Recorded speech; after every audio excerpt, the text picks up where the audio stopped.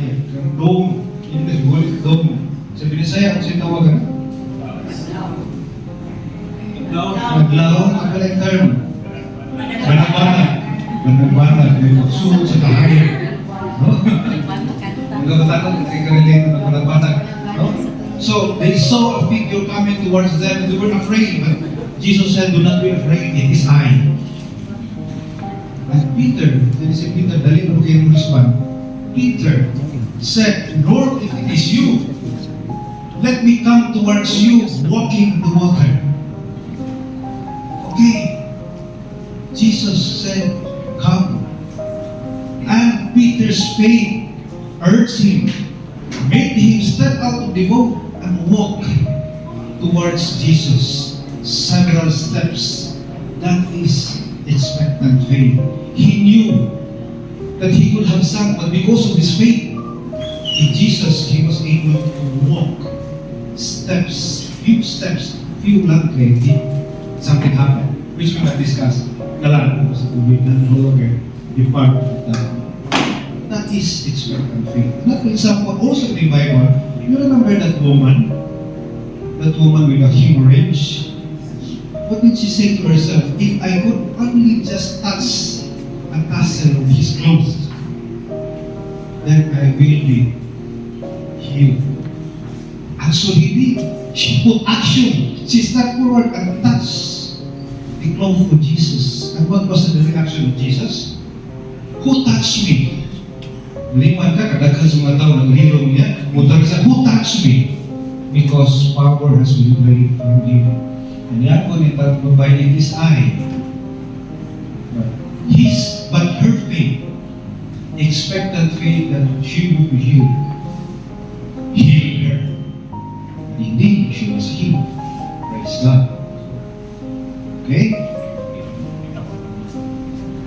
Is faith a blind leap? Ito sa lumatang tuo. Is it a blind leap? Okay?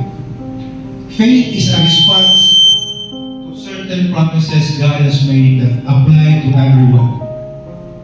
God's promises get baptism with the Holy Spirit, di ba, last week?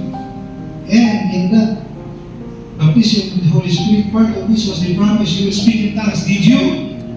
Some of you will be given the use of the Holy Spirit. Some of you will be able to heal. The gift of healing. Drive out demons.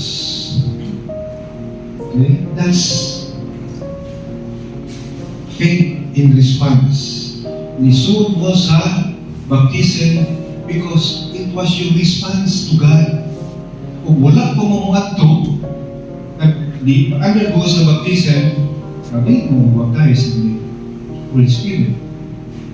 So what I'm saying is, action is important. Action brings us closer to the Lord. Action is the key word. Okay. If you then who are evil know how to give God good gifts to your children, how much more will the Heavenly Father give the Holy Spirit to those who ask Him? So again, you have to ask. You just do not wait that something will happen or that the Lord will provide. The Lord knows what I need. May silitan before, ingon siya magaji siya na ako ba ng specific ko na ingon siya na magaji ko ang kini nakatami anak pero bahala na Ginoo kung siya iyahang hakapinagi. But you have to be specific. And we told him when he was already a member, be specific in his prayer. And he and his wife did pray for a child. After 10 years, 10 years, already, while in the BCBP, they were given a child. Again, expectant faith. Faith put into action. If we confess our sins, He is faithful and just and will forgive our sins and cleanse us from all unrighteousness. But how will the Lord cleanse us if we will not step forward? Just like how Jacob instructed you to go to confession. You will not be cleansed. We will not experience God's loving forgiveness. Okay? For God so loved the world that He gave His only Son, that whoever believes in Him should not perish but have eternal life. How can we have eternal life if we will not believe in this one that God the Father sent to us? Faith, again, is the response to God's promises, to God's words.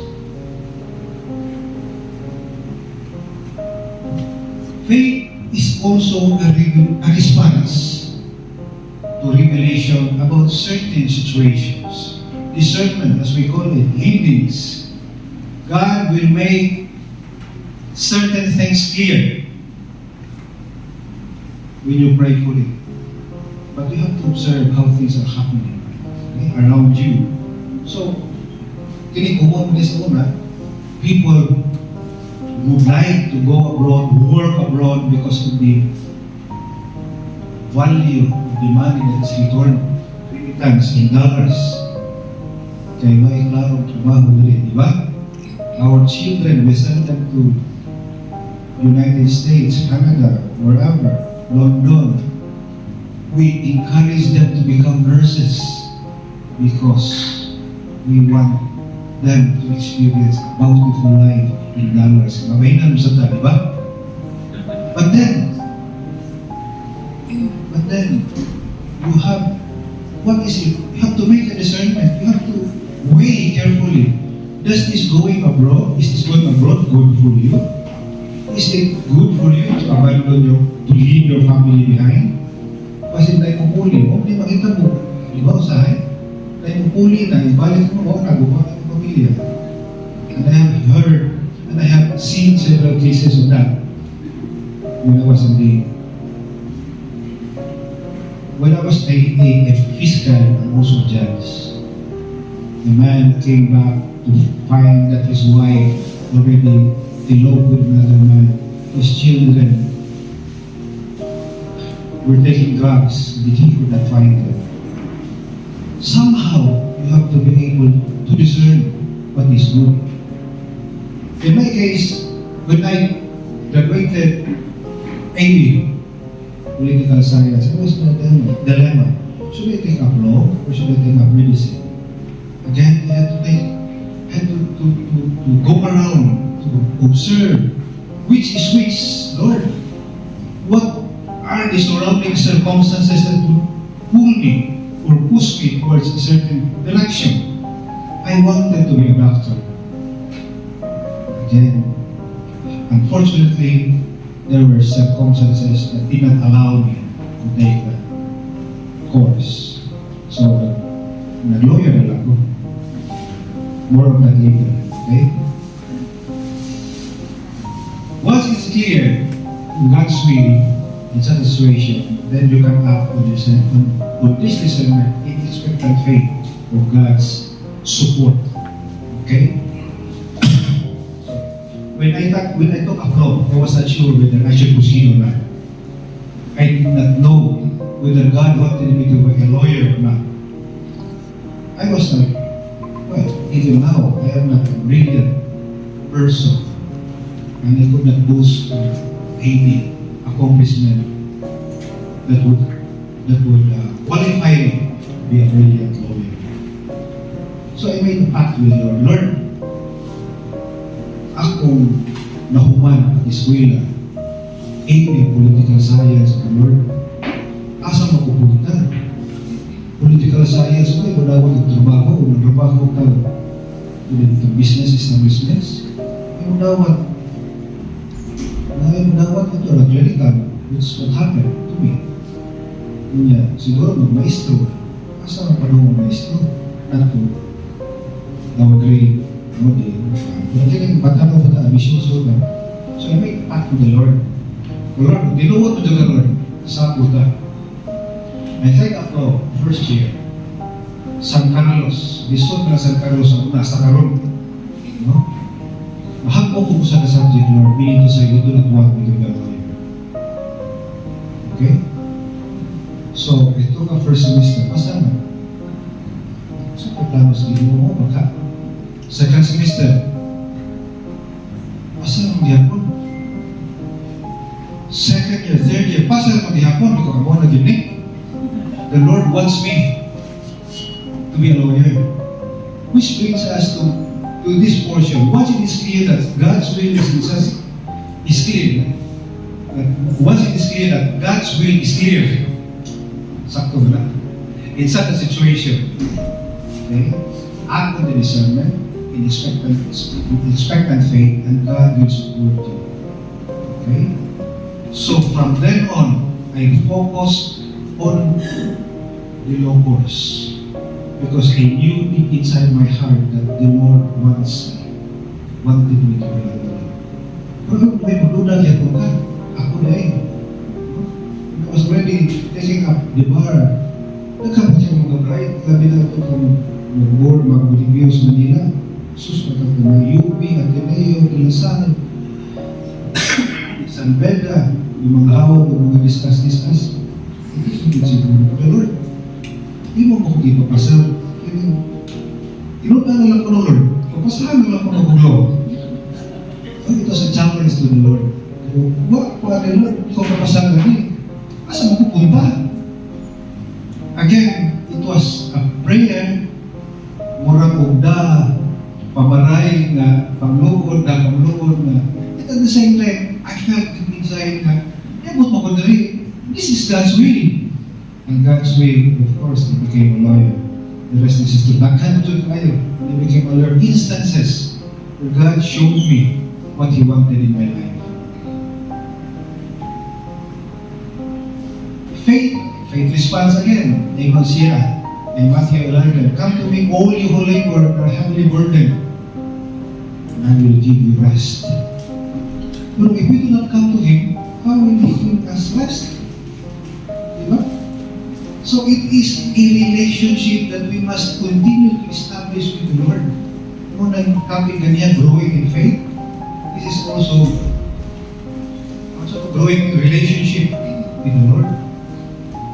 God is looking growing in faith, responding to God's call. Okay? So, medyo panitin niya, let's proceed faith. Okay. 1 hour late. So I go on and down in the scripture. How can we grow? Or how do we grow in faith? Okay? First, be part of a community. Jadi ano talaga yan? Be part of the BCBP community. Kung saan pa, ano man tayo?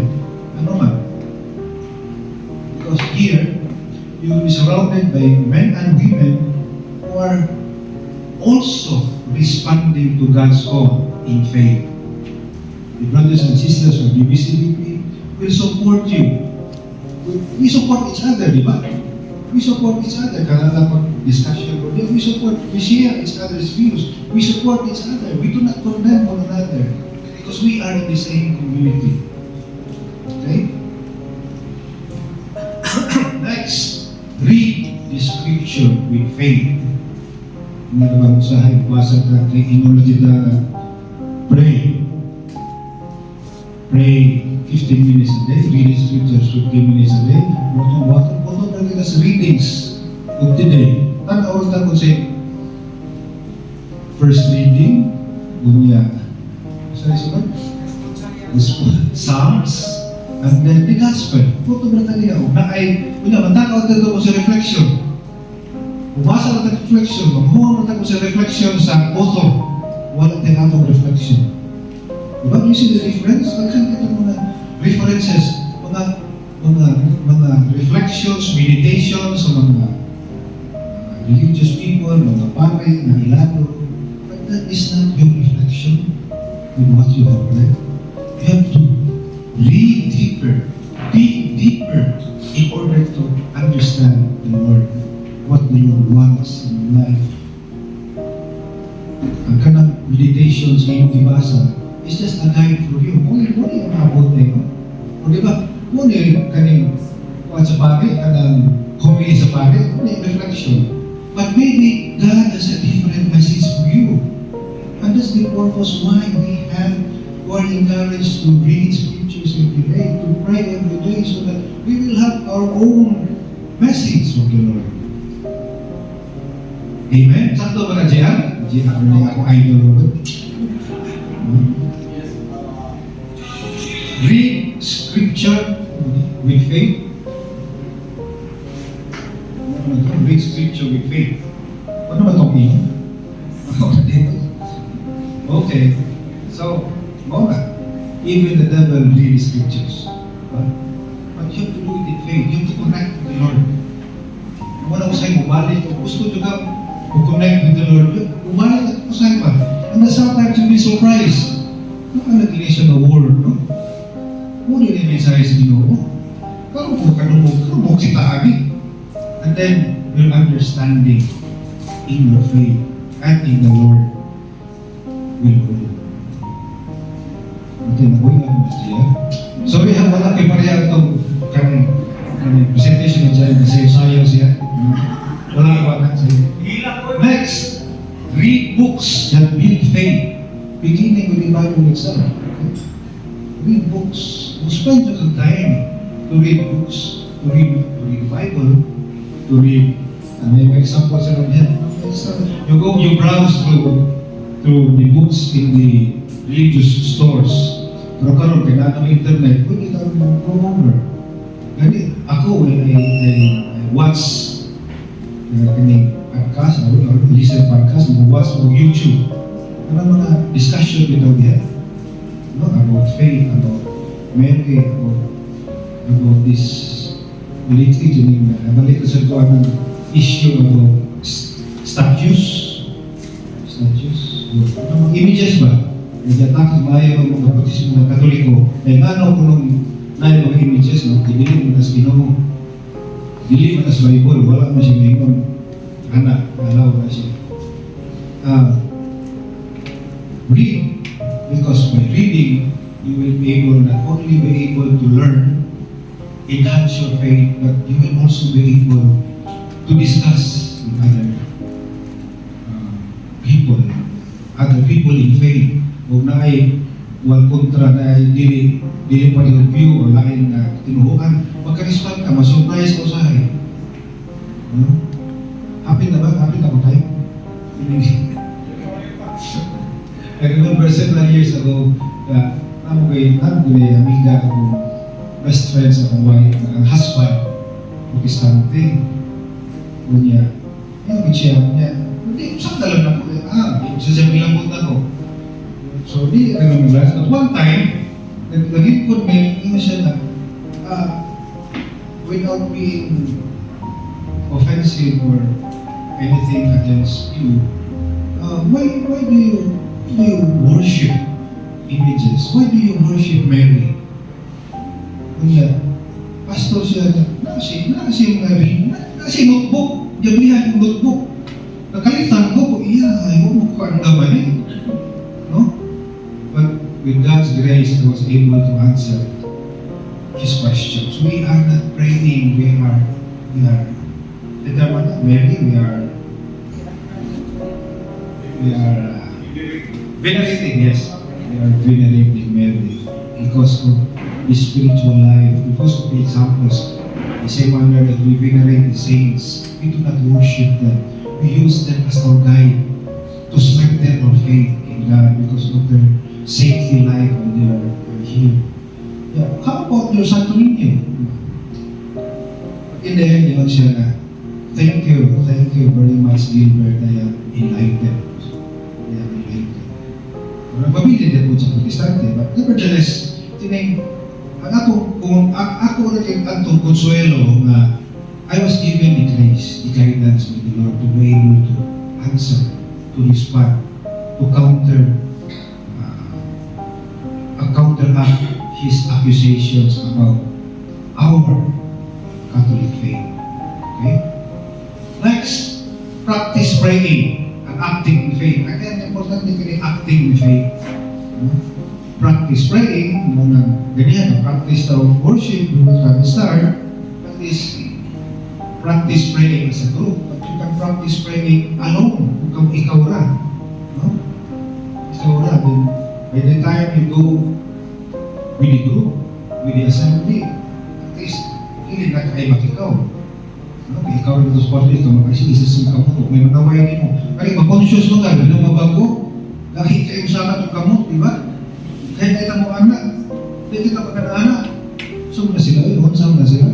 Which happened to me several years back. I was in a boat to Manila, and there was this group of Protestants, and I was in the boat.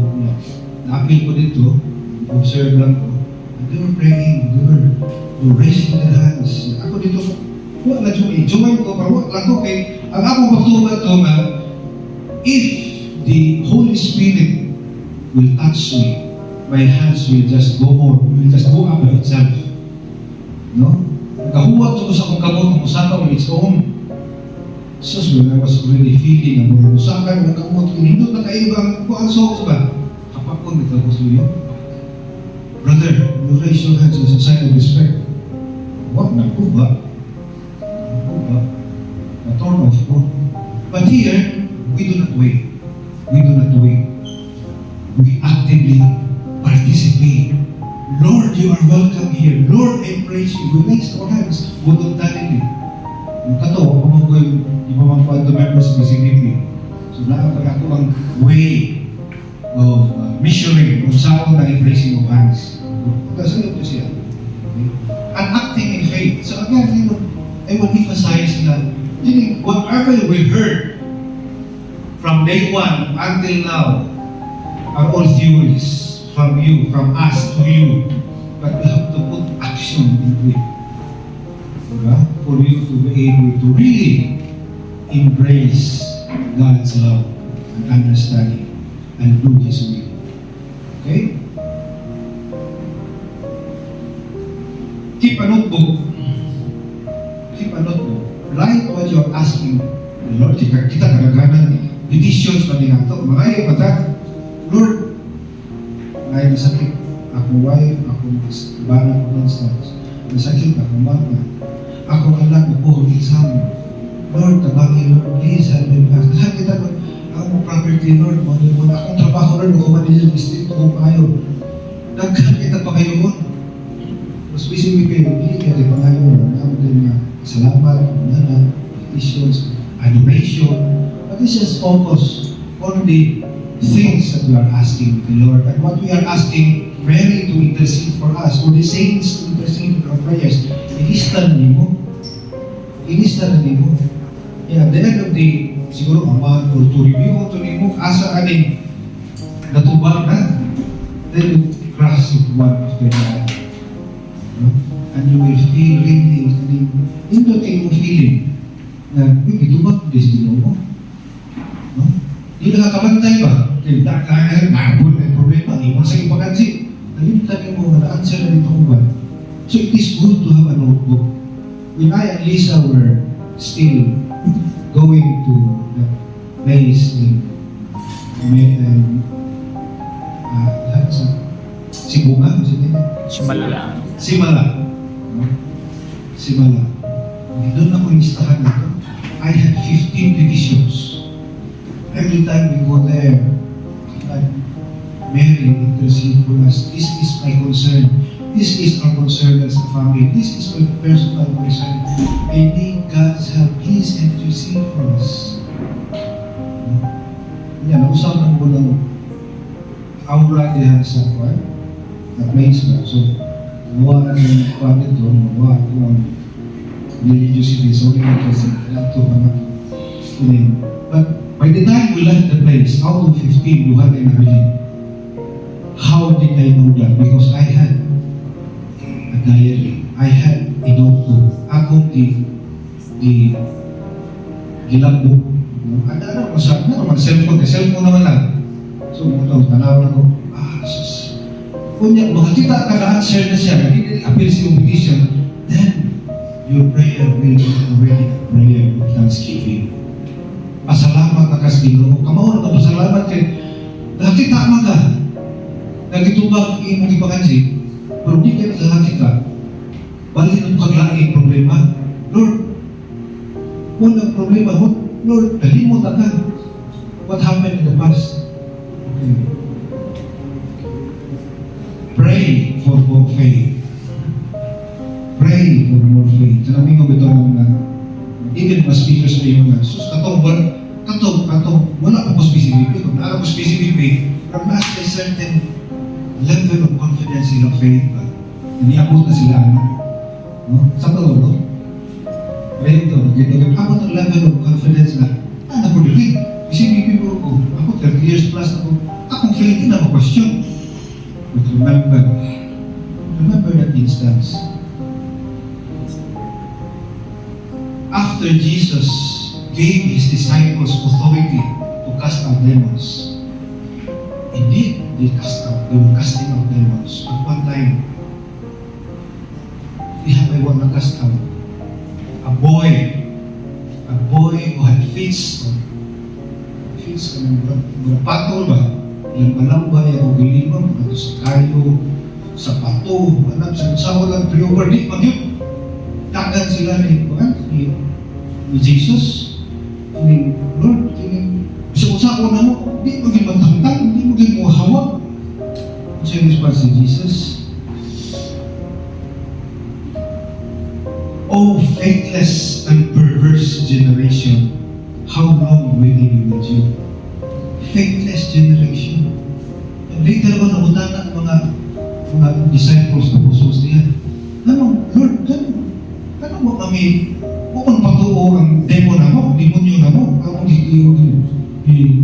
i-preweran. Ano wak man? Isa na, because of your lack of faith.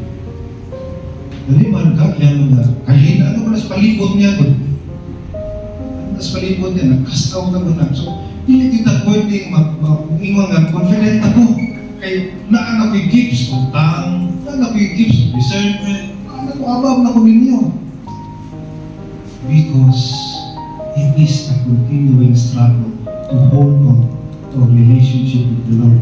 And faith plays a very good part.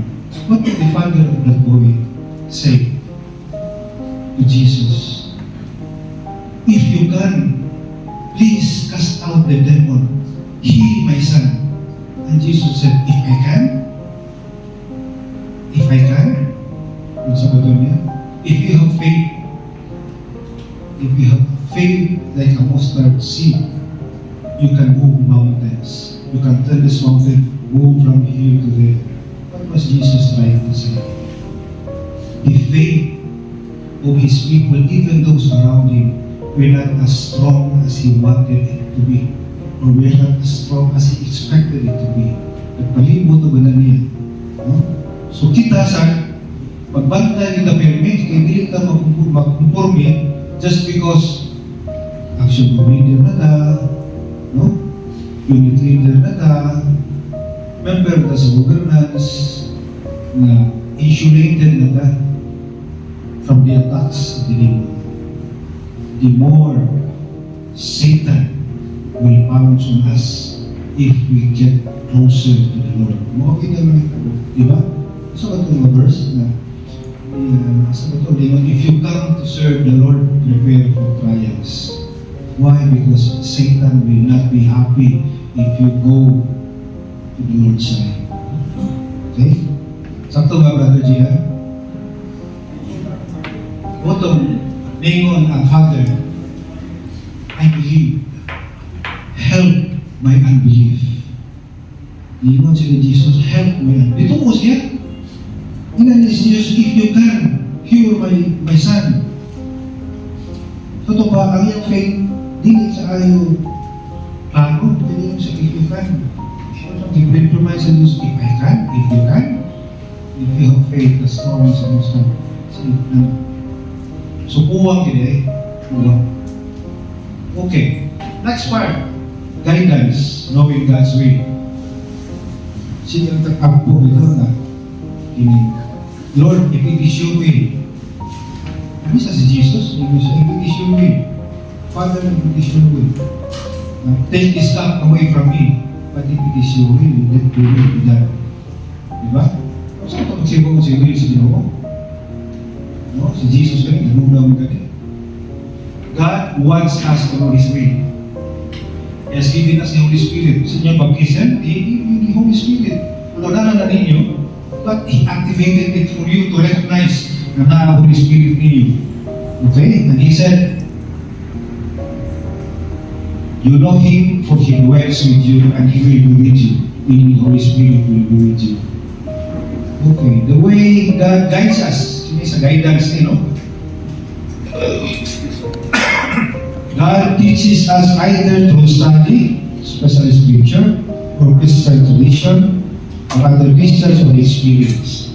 Okay, and Timothy 1 and 2 Timothy 3 says, all scripture is inspired by God and is useful for teaching, for reproof, for correction, for training in righteousness, so that everyone who belongs to God will be proficient, equipped for every good work. So it is important for us to study scriptures, for us to be equipped, for us to be able to get back at those who attack the Catholic Church. So kita mo na ito, ikuwang tapunan ka ubasa o Bible, tapunan ka mo study, kung mayroon silang protestante na mali mo na, di ka manino. Hindi mo kakapahita, di ba sa Bible, kasi mga utubang. Sige lang ba, basta ba, paniwan mo sa dito, paniwan mo yan, paniwan sa sigo ka na. No? Which is not really true. Okay. For most things, we do not need specific guidance. If you enter into life, keep the commandments. That's Jesus saying, Matthew 19, verse 3.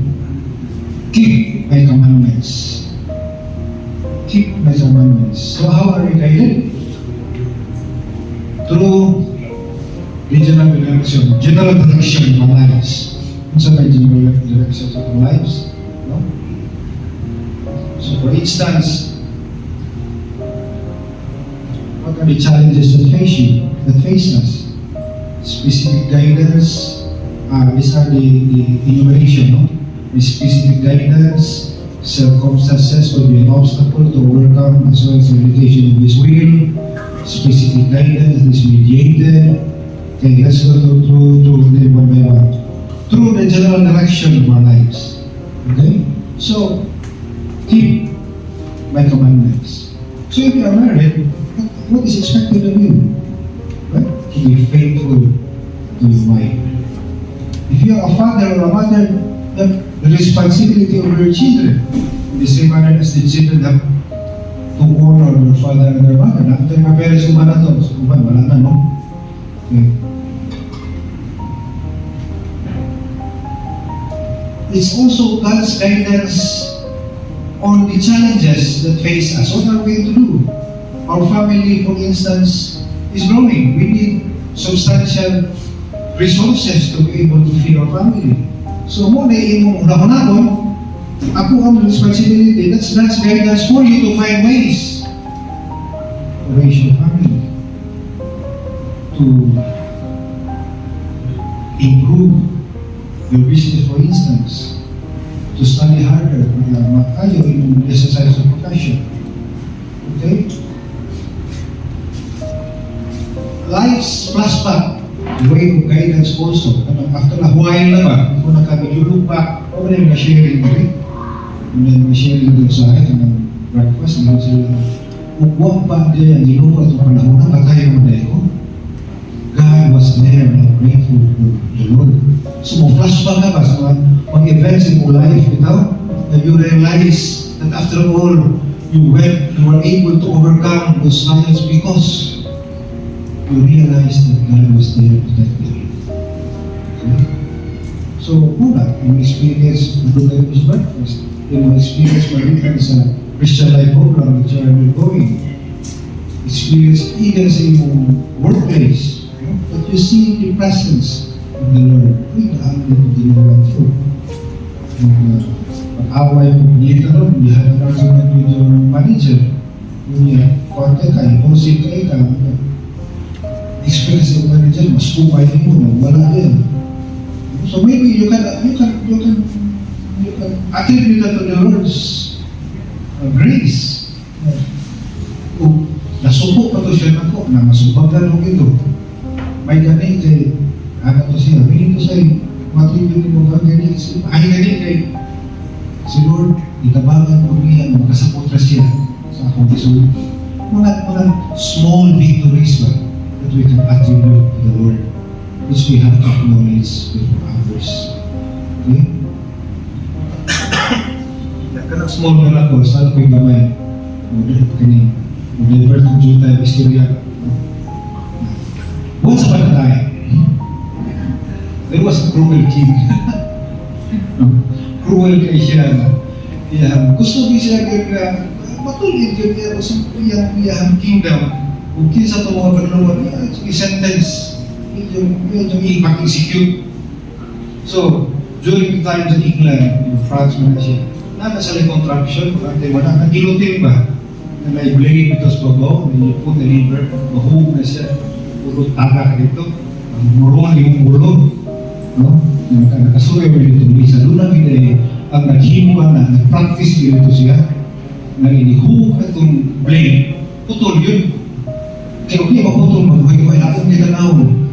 Ay, kipagkisan din na mga kandig, mga goals ba? Pagkisan din, ito na perfect nila. Ito nag-isabin na niya, pwede na niya, paputulan niya mo.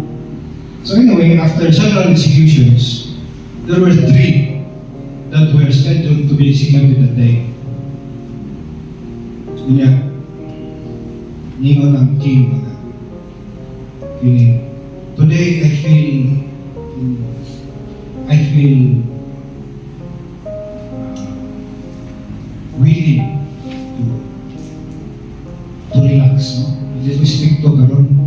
So, if anything happens to that blade, or if any chance you will not die with the guillotine, I will set you free. 3 persons were lined up for execution that day. First was a priest, a pastor, or a charismatic leader. It was J.R. He came forward, Lord, Lord. What he said, Lord, I have served you well. I have led worship like J.R. I have led people closer to you, Lord. Spare me. Then he stepped forward, put his neck around that blade, and the liver was wound. What is the one? Surprise kay king. What? Okay, I feel generous today. I made a promise. You can go. You are free. Okay. Next was a doctor. Hey, doctor. So, that's it was it. Doctor, Lord, I have saved so many lives because of my love for you. Spare me. So, yeah, doctor, no. Siya. Liver was full. Hunong hapon. Surprise lady. That's it. Okay. You're free to go. Third was an engineer. Okay, it's your turn. Wait a minute. I know what's wrong. So yeah, we feel some wrong. Okay? And then, of course, you know what happened. Why am I saying this? It's because we have to recognize the small miracles that happen in our lives. Kung imong putihon sa baayo, at engineer na, hindi mo tumon ba kay miracle eh? May defect ang liver pagkakang, sige na, puli. Tuwa maayo, wag makuhan. Pero iyo pa lang po. Yayo niya. Iya pa lang itong i-appreciate na gift of mercy to Ginoo. Ang libre siya. So muna, in BCBP we have assemblies. We proclaim God's goodness as well. Bisa kung sa gamay sa ato nakita na welcome like a parking space, i-acknowledge na, sus, nagkanatod kayo, galing niya nagawa lang yung lugar, but all of a sudden, somebody pulled out. I pray to the Lord na somebody pulled out this car, nakaparking. Ingatan ng Christian life in BCBP. We thank the Lord for everything that happens to us. Okay, may specific guidance. Guidance yan po nilo, specific guidance.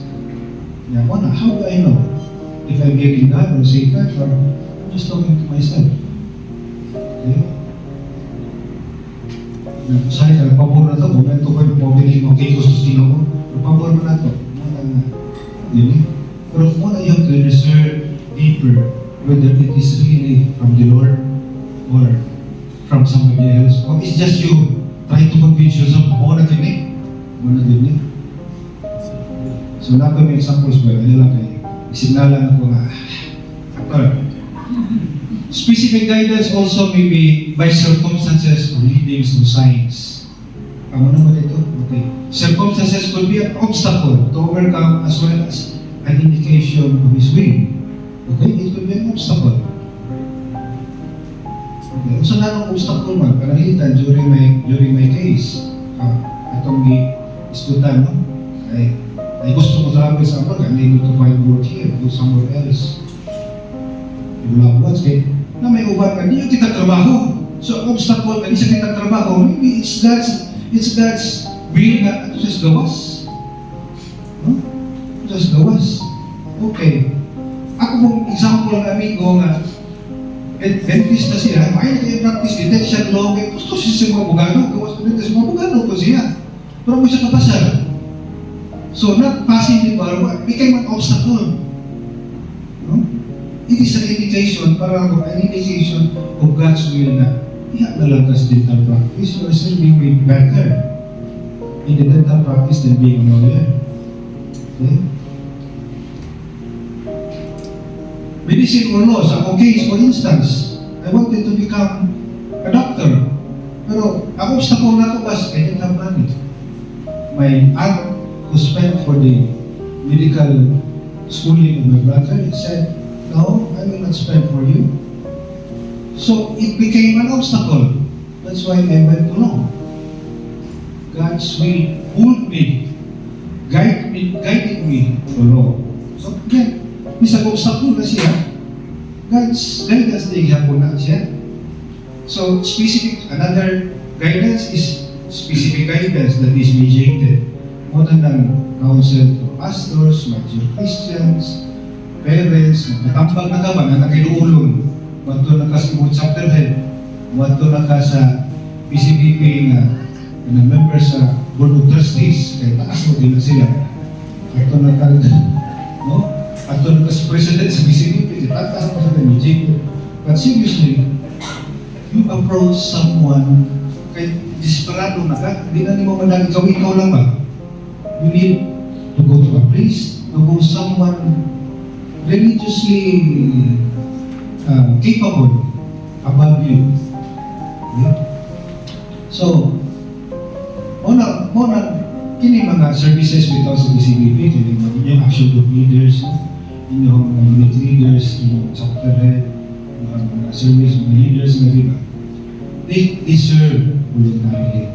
Okay? I-serve voluntarily. Na pag-serve nila, kaya kinasipasing ko na nila ako serve.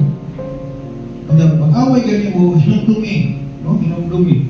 Na, kung ayun sila, kinasipasing nila, gusto silang utawag, ayaw daw silang libag ka. Kaya pinauta. What is the Lord say? We beseech you, brothers and sisters, to respect those who labor among you and are over you in the Lord and admonish you, and to esteem them very highly in love because of their work. Respetuloy sila sa ilang service for the Lord para na ninyo. Be at peace among yourselves. Kung lang makita kayo, minsan, dito na kayo ako, sige na kayo, sa pisyo ka na nila, mga pinasuloy. No?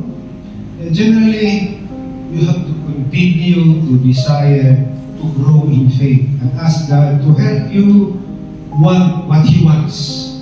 As in Psalms 40 verse 8, it says, I delight to do your will, oh my God. Okay. But, specifically, pray for guidance, study, ito na nadiskutan, meditate on your experiences. What is that teaching you through it? Talk decisions with others, mga imong action group leader, kapaano ka sa opisina, mga pwede mo, to wherever the Lord is leading you. Yeah. trust the Lord and His desire to reveal His will to you, to us. We should not be over anxious. Anxious kayo taga. Ano gini siya? Kung gini siya? Hindi dito mo. No? Be patient. We are new in a committed Christian life. It will take us time to grow into a mature understanding of God's will for our life. So, bago pa mo, even kami mga daan na needs to be patient. Need to be patient. Okay, as well. And finally, are you a branch of the what you vine? What does it say? John 15:1-5. Remain in me as I remain in you. I am the vine, and you are the branches. Whoever remains in me, and I in him, will bear much fruit. Because without me, you can do nothing. You can do nothing without me. Good afternoon, and thank you.